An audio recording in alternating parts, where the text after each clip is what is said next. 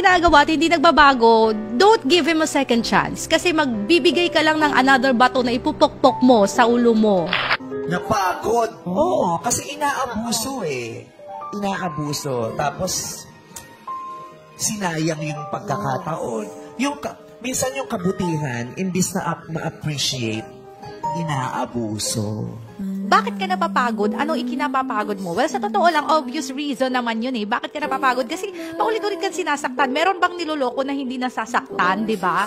Lahat ng mga pinagloloko nasasaktan, lalo na kapag paulit-ulit na. Kasi kapag paulit-ulit na yung panloloko sa iyo ng isang tao, hindi lang yun, tama ka, hindi lang yun natukso. Naging sakit niya na yun.